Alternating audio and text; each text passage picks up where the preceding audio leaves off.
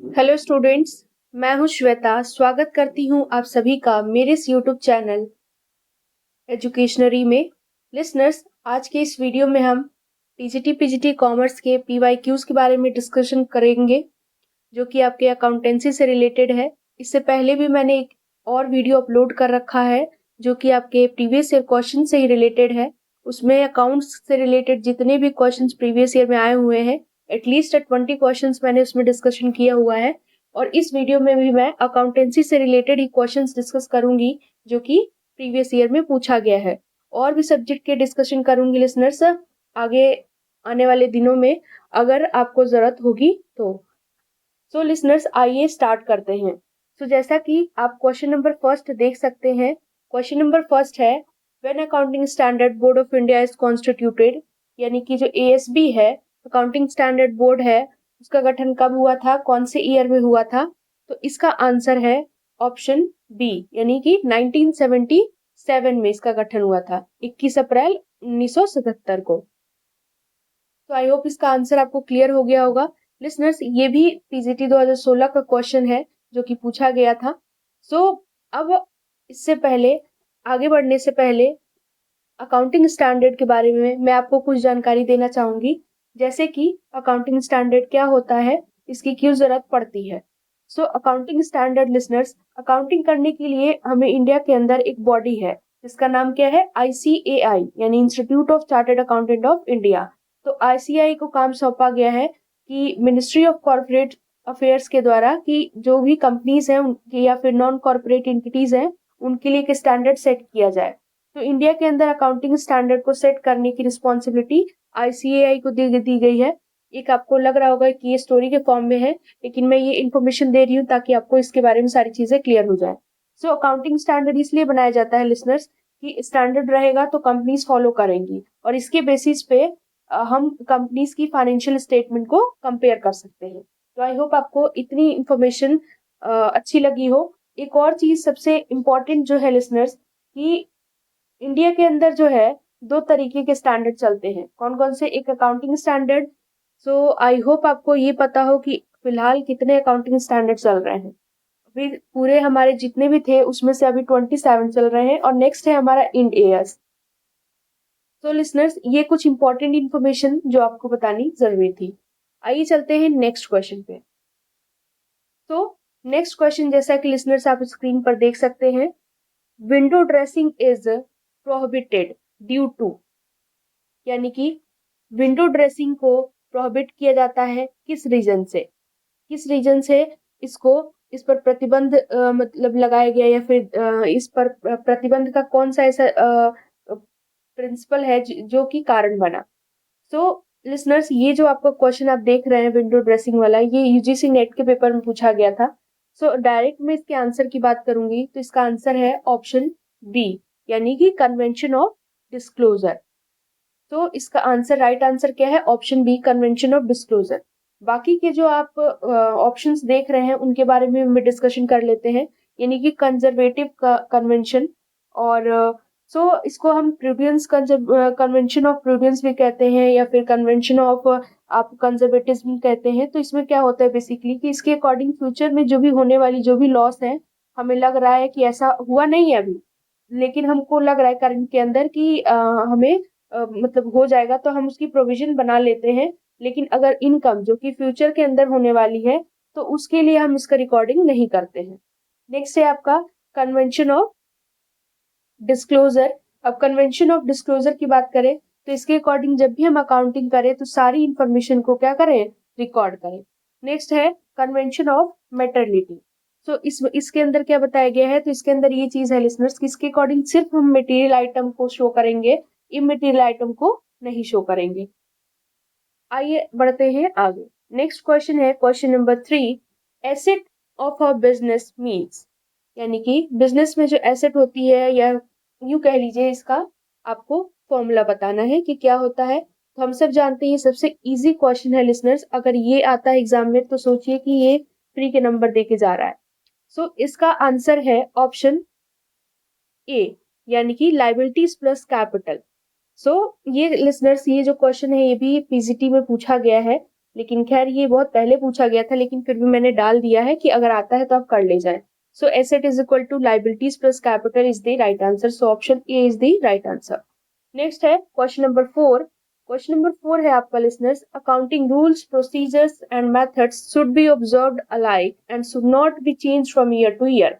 इसमें ये बोला है कि जो भी अकाउंटिंग के रूल्स होते हैं, प्रोसीजर्स हैं, विधियां हैं, मेथड हैं, प्रक्रिया हैं, उनको ऑब्जर्व करते हैं और वो ये हर साल चेंज नहीं होती, यानी ईयर टू ईयर इसको चेंज नहीं किया जाता।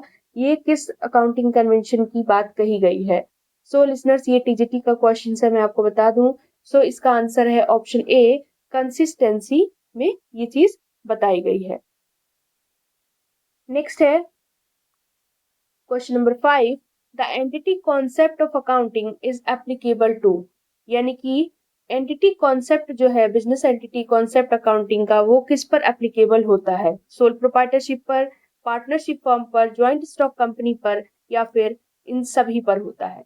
सो इसका आंसर है option C, joint stock company. ये भी आपके पीजीटी में ही पूछा गया है। नेक्स्ट क्वेश्चन है question number 6, realisation principle of accounting does not apply to, यानी कि रियलाइजेशन प्रिंसिपल अकाउंटिंग का किस पर अप्लाई नहीं होता है? इसमें से जो 4 ऑप्शंस दिए हुए हैं, इनमें से किस पर अप्लाई नहीं होता है? ये भी पीजीटी का क्वेश्चन है। सर्विस इंडस्ट्री में अप्लाई नहीं होता है, या माइनिंग इंडस्ट्री में, रेलवे ट्रांसपोर्ट पे, या फिर लॉन्ग टर्म कंस्ट्रक्शन कॉन्ट्रैक्ट पे? सो लिसनर्स, अगर आप देख रहे होंगे तो इसका आंसर जो है ऑप्शन डी है। अगर आपको पता है तो आप मेरे कमेंट सेक्शन में कमेंट करके जरूर बताइएगा। खैर, इसका आंसर ऑप्शन डी है, लॉन्ग टर्म कंस्ट्रक्शन कॉन्ट्रैक्ट। बाकी सब पर ये लागू होता है, इसको छोड़ करके। नेक्स्ट क्वेश्चन है आपका question number 7, realisation concept would apply when, यानी कि रियलाइजेशन कॉन्सेप्ट अप्लाई होता है कब? ऑप्शन है, money is realised from the debtor, यानी कि जो डेटर है उनसे जब हमें मनी प्राप्त हो जाती है, यानी कि देनदारों से जब हमें राशि प्राप्त हो जाती है, धनराशि प्राप्त हो जाती है। दूसरा है goods are delivered to customer, यानी कि जब हम गुड्स ग्राहक को डिलीवर कर देते हैं। और नेक्स्ट है ऑर्डर इज रिसीव्ड, जब हमें ऑर्डर प्राप्त हो जाता है, ऑर्डर रिसीव हो जाता है। ये इसमें से कोई नहीं। जिसमें से भी पीजीटी का क्वेश्चन है, जैसे कि मैंने आपको बताया कि इसमें से आपको एक भी क्वेश्चन ऐसा नहीं होगा जो कि प्रीवियस ईयर में ना पूछा गया हो। तो इसके आंसर की बात करें तो इसका आंसर है option B, goods are delivered to customer. Next question की बात कर ले लिसनर्स। तो नेक्स्ट क्वेश्चन है question number 8, which of the following is not an accounting convention? तो सोचिए, ये भी सबसे इजी क्वेश्चन है कि अकाउंटिंग कन्वेंशन कौन सा इसमें से नहीं है। अगर आपने अकाउंटिंग कॉन्सेप्ट्स और प्रिंसिपल्स को ध्यान से पढ़ा होगा, सिर्फ हेडिंग हेडिंग ही उनके बारे में पढ़ी होगी, कितने होते हैं या फिर नाम क्या है, तो आसानी से आप इस क्वेश्चन को कर ले जाएंगे। और लिसनर्स, ये टीजीटी में पूछा गया है, सोचिए कितना इजी क्वेश्चन पूछा गया है। तो इसका आंसर हम बात कर ले तो कंसिस्टेंसी होती है, फुल डिस्क्लोजर होती है, मेटरलिटी होती है, और इसमें से क्या नहीं होता है? सीक्रेसी नहीं होती है। तो यहाँ पे थोड़ी सी स्पेलिंग मिस्टेक है, ये मेटरलिटी है ये। और सो सीक्रेसी इसका आंसर है, यानी कि ये अकाउंटिंग कन्वेंशन के अंदर नहीं आता है। आई होप आपको समझ में आ गया होगा। नेक्स्ट क्वेश्चन की तरफ बढ़ते हैं। क्वेश्चन नंबर 9 है, unearned income is considered as. Unearned income को क्या माना जाता है? क्या ये एसेट होती है हमारी, क्या ये हमारे लिए लायबिलिटी है, या फिर हमारे लिए लॉस है, या फिर इसमें से कोई भी नहीं? सबसे पहले लिसनर्स, अगर आपको पता हो तो ये बताइए, आप कमेंट सेक्शन में जरूर कमेंट करके बताइएगा कि अनअर्न्ड इनकम होता क्या है। ठीक है। और ये मैं आपको बता दूं कि ये जो है, ये क्वेश्चन जो है आपको यूपी टीजीटी 2021 का क्वेश्चन है, ये उसमें ये पूछा गया है। सो इसके आंसर की बात करें तो ऑप्शन बी इसका सही आंसर है, यानी कि अनअर्न्ड इनकम हमारी लायबिलिटी होती है। यानी अनअर्न्ड इनकम, इसका मतलब क्या होता है? अनअर्जित आय, यानी कि ऐसी इनकम जो कमाई नहीं गई है लेकिन प्राप्त हो गई है। तो जो पहले से प्राप्त हो गई है, यानी पहले ही हमें रिसीव हो गई है, और जो बाद में हमें रिसीव नहीं होगी, तो ये क्या है? ये एक तरीके की हमारे लिए लायबिलिटी है। नेक्स्ट क्वेश्चन है क्वेश्चन नंबर 10। ये देखिए, ये न्यूमेरिकल क्वेश्चन है, न्यूमेरिकल पार्ट का ही है। ये भी प्रीवियस ईयर का क्वेश्चन है, ये भी किस में ही आया था, 2021 में। सो इसकी बात कर ले तो कैपिटल देखिए आपको दिया हुआ है ₹50,000, लाइबिलिटी हमको 30,000 दे रखी है, फिक्स्ड एसेट्स हमको 70,000 दे रखा है। तो हमें करेंट एसेट की वैल्यू को पता करना है। सो लिसनर्स, इसको सॉल्व करने के लिए सबसे इजी तरीका क्या है कि हम अकाउंटिंग इक्वेशन के बारे में हमने पढ़ा ही है 11th क्लास में, तो उसका क्या फॉर्मूला होता है, asset is equal to liabilities plus capital. So simple वही फॉर्मूला आप पुट करेंगे, इसका आंसर आपको आ जाएगा। जैसे कि मैं बता दूं, जैसे देखिए कैपिटल और लायबिलिटी कितनी दे रखी है, 50,000 और 30,000, तो इन दोनों को ऐड करेंगे कितना आएगा, 80,000 आएगा। उसमें से हम क्या करेंगे, फिक्स्ड एसेट्स माइनस कर देंगे 70,000, तो हमारा 10,000 जो आएगा वो हमारी करंट एसेट की वैल्यू निकल आएगी। सो ऑप्शन बी इसका सही आंसर है। नेक्स्ट क्वेश्चन है question number 11। Accounting equation asset is equal to liabilities plus owners equity is represented through. यानी जो अकाउंटिंग इक्वेशन है ये किसके थ्रू रिप्रेजेंट की जाती है, क्या ये इनकम स्टेटमेंट के थ्रू बताई जाती है, या कैश फ्लो के थ्रू हमें पता चलता है इसके बारे में, या बैलेंस शीट बताता है, या फिर फंड फ्लो स्टेटमेंट बताता है। सो देखिए लिसनर्स, ये कितना इजी क्वेश्चन पूछा गया एग्जाम में, और ये भी आपके यूपी टीजीटी 2021 का क्वेश्चन है। सो इसमें इसका जो आंसर है, राइट आंसर है, वो है ऑप्शन सी, यानी कि balance sheet. So balance sheet में हम देखते हैं ना, एसेट और लायबिलिटी सारी चीजें रहती हैं, इसमें सारी चीजों का पता चलता है हमें। सो ऑप्शन सी इसका सही आंसर है। नेक्स्ट क्वेश्चन है question number 12। According to the double entry system, salary paid to a clerk Ramesh is a, यानी डबल एंट्री सिस्टम के अकॉर्डिंग आपको ये बताना है कि जो सैलरी हमने क्लर्क रमेश को पे की गई है, वो क्या रियल ट्रांजेक्शन है, या फिर पर्सनल ट्रांजेक्शन है, या नॉमिनल ट्रांजेक्शन है, या फिर रियल और पर्सनल दोनों ट्रांजेक्शन है। सो इसका आंसर आपको बताना है। लिसनर्स, अगर आपको पता है तो आप कमेंट सेक्शन में जरूर कमेंट करके बताइएगा। खैर, मैं इसका आंसर बता देती हूँ। इसका आंसर है ऑप्शन सी, नॉमिनल ट्रांजेक्शन। ये भी टीजीटी 2021 का क्वेश्चन है। नेक्स्ट क्वेश्चन की बात करें हम लिसनर्स, नेक्स्ट क्वेश्चन है हमारा, purchase book is use to record.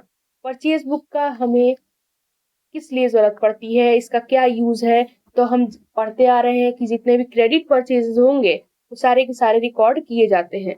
सो इसका आंसर है option C, all credit purchases of goods. ये भी लिसनर्स टीजीटी का क्वेश्चन है जो कि 2021 में पूछा गया था। नेक्स्ट क्वेश्चन की बात करें हम, नेक्स्ट क्वेश्चन है हमारा क्वेश्चन नंबर 14, यानी कि Ashoka limited purchased a machine from Tata and sons for rupees 1,50,000। यानी अशोका लिमिटेड है, उन्होंने एक मशीन परचेज की है टाटा एंड सन से 1,50,000 की। तो ये क्या है, क्या ये एक ट्रांजेक्शन है, क्या ये एक इवेंट है, या फिर नॉन फाइनेंशियल डेटा है, गैर वित्तीय डेटा है, या फिर इसमें से कोई भी नहीं। ये भी टीजीटी 2021 का क्वेश्चन है। सो लिसनर्स, इसका आंसर है ऑप्शन ए, यानी कि ये एक तरीके का क्या है, ट्रांजेक्शन है, लेन देन है ना। वो मशीन खरीद रहे हैं तो पैसे दे रहे हैं, तो इस तरीके का ट्रांजेक्शन है। नेक्स्ट क्वेश्चन है question number 15। Which of the following account will be debited if purchase of goods are made on credit. यानी कि कौन सा अकाउंट को हम डेबिट करेंगे अगर हम गुड्स परचेज किया है हमने क्रेडिट बेसिस पे। क्या हम कैश को करेंगे, या डेटर को करेंगे, या क्रेडिटर को करेंगे, या फिर परचेज अकाउंट को करेंगे। सो लिसनर्स, ये पीजीटी का क्वेश्चन है, इसका आंसर है ऑप्शन डी, यानी कि परचेजेस। नेक्स्ट है question number 16। Accounting process does not include. अब लिसनर्स सोचिए, इससे इजी तो क्वेश्चन आपको मिलेगा ही नहीं कहीं। अगर आपने 11th क्लास की फर्स्ट चैप्टर भी अच्छे से पढ़ी होगी तो ये आपके लिए सॉल्व करना बहुत बड़ा काम नहीं है इसको। तो अकाउंटिंग प्रोसेस में इसमें से कौन सी चीजें जो होंगी जो इंक्लूड नहीं होंगी उसका हमको नाम बताना है। ये टीजीटी का क्वेश्चन पूछा गया है, सोचिए कितना इजी क्वेश्चन पूछा गया है, लेकिन खैर ये 2016 का क्वेश्चन है। सो इसमें हम जान ले इसका आंसर क्या है, तो हम रिकॉर्ड करते हैं, क्लासिफाई करते हैं, समराइज करते हैं, है ना, लेकिन सिंप्लीफाई नहीं करते हैं। सो इसका आंसर ऑप्शन सी है, यानी कि सिंप्लीफाइंग। नेक्स्ट क्वेश्चन है क्वेश्चन नंबर 17 है आपका, नॉमिनल अकाउंट इज, यानी कि इसमें से चार और जो तीन ऑप्शंस दे रखे हैं, इसमें आपको ये बताना है कि इसमें से कौन सा नॉमिनल अकाउंट है, नाम मात्र खाता कौन सा है। तो आई होप आपको ये जरूर पता होगा नॉमिनल अकाउंट क्या होता है। अगर फिर भी इसमें डाउट हो रहा होगा तो आप मेरे कमेंट सेक्शन में कमेंट करके बताइएगा, तो मैं ये तीनों के तीनों अकाउंट आपको नेक्स्ट वीडियो में आपको इसकी इंफॉर्मेशन प्रोवाइड करा दूंगी। सो लिसनर्स, इसका आंसर बता दूं, वेजेस अकाउंट एक नॉमिनल अकाउंट है। सो आइए बढ़ते हैं आगे अपने नेक्स्ट क्वेश्चन की तरफ। क्वेश्चन नंबर 18 है, गैप रिक्वायर्ड टू। अब सबसे इंपॉर्टेंट चीज तो ये जो गैप है ये होता क्या है ना, इसकी फुल फॉर्म क्या होती है, और इसका आंसर क्या है दूसरा। सो गैप की फुल फॉर्म में आपको बता दूं, जनरली एक्सेप्टेड अकाउंटिंग प्रिंसिपल। तो गैप की फुल फॉर्म होती है, इसकी जरूरत है किसमें, ग्लोबल हार्मोनाइजेशन इन अकाउंटिंग में, वैल्यू में, प्राइस में या जनरल में? सो लिसनर्स, इसका आंसर है option A, global harmonization in accounting. Next question की हम बात करें, क्वेश्चन नंबर 19 है आपका, realization account is. Realization account किस तरीके का अकाउंट है? पर्सनल है, रियल है, नॉमिनल है, या फिर इसमें से कोई भी नहीं है? सो लिसनर्स, आई होप इसका आंसर आपको पता होगा। खैर मैं बताती हूँ, इसका आंसर है ऑप्शन सी, यानी कि नॉमिनल अकाउंट। रियलाइजेशन अकाउंट एक नॉमिनल अकाउंट होता है। तो इसमें मुझे नहीं लगता कि इसमें कुछ आपको समझाने की जरूरत है, ये बहुत इजी क्वेश्चन था। नेक्स्ट क्वेश्चन है क्वेश्चन नंबर 20, और यू कहें कि इस वीडियो का लास्ट क्वेश्चन है। नेक्स्ट में मैं और भी सारी आपको बहुत सारे क्वेश्चन प्रोवाइड करूंगी जो कि अकाउंटेंसी से ही रिलेटेड होंगे। सो आई होप आपको ये वीडियो अच्छा लग रहा होगा। लिसनर्स, अच्छा लग रहा होगा तो लाइक शेयर एंड सब्सक्राइब करना ना भूलिएगा। कमेंट में जरूर बताइएगा कि आपको ये वीडियो कैसा लगा। तो क्वेश्चन नंबर 20 है, in journal transactions are recorded on. यानी जो जनरल में जब हम जनरल एंट्री करते हैं, जनरल जब हम करते हैं तो उसमें जो ट्रांजेक्शन्स होते हैं उसको हम किस बेसिस पर रिकॉर्ड करते हैं? क्रोनोलॉजिकल बेसिस पर करते हैं, एनालिटिकल पर करते हैं, कन्वीनियंस बेसिस पर करते हैं, या इनमें से कोई नहीं? तो लिसनर्स, इसका आंसर है ऑप्शन ए, यानी कि क्रोनोलॉजिकल बेसिस पर हम क्या करते हैं? रिकॉर्ड करते हैं। तो आई होप आपको ये जितने भी क्वेश्चंस मैंने प्रोवाइड किए सारे के सारे क्लियर हो गए होंगे। लिसनर्स, वीडियो अच्छा लगे तो लाइक शेयर एंड सब्सक्राइब करना ना भूलिएगा। कमेंट सेक्शन में जरूर बताइएगा आपको ये वीडियो कैसा लगा। Thank you.